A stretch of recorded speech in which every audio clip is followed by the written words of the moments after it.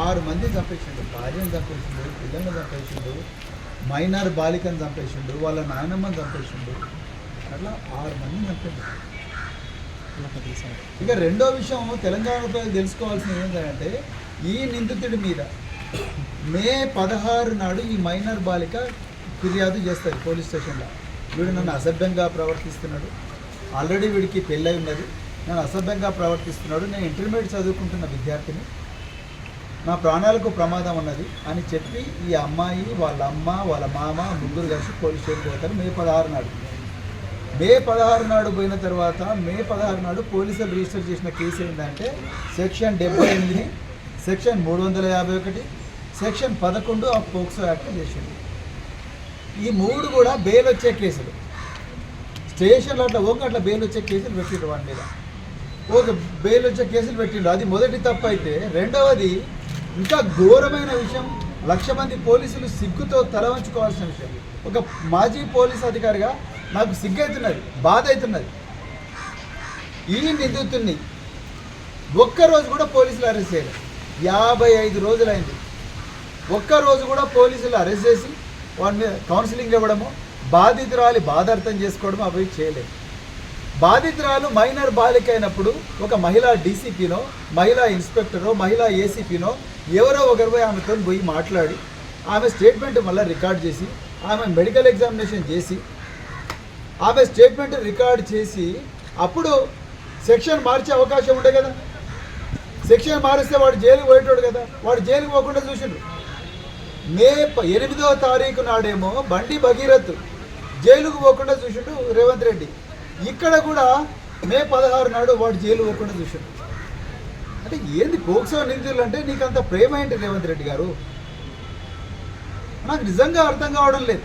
So వాడు 55 రోజులు జైలుకు పోకుండా కోర్టుకు పోయి వాడితోటి వాడే రాజులాగా యాంటిసిపేటరీ బెయిల్ తీసుకొని వచ్చి పోలీస్ స్టేషన్కు ఎంటర్ అయితే మీరు నేరస్తుల నుండి ప్రజలకు రక్షణ కల్పిస్తున్నారా, ప్రజల నుండి నేరస్తులకు రక్షణ కల్పిస్తున్నారా? ఇవాళ రేవంత్ రెడ్డి గారు మీరు చెప్పాలి.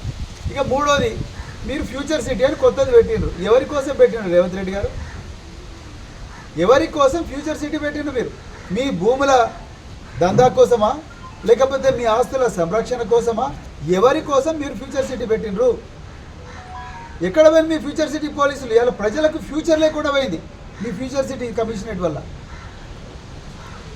అప్పుడు కేసీఆర్ గారి టైంలో దాదాపు 40,000 మంది పోలీసులను రిక్రూట్ చేసి 10 లక్షల సీసీటీవీ కెమెరాలు పెట్టి 700 కోట్లు పెట్టి పోలీసులకు అత్యాధునిక వాహనాలన్నీ కూడా సమకూరిస్తే, కమాండ్ అండ్ కంట్రోల్ సెంటర్ కడితే ఇవాళ పోలీస్ స్టేషన్కి వచ్చి కేసు పెట్టినా కూడా రక్షణ లేని పరిస్థితి.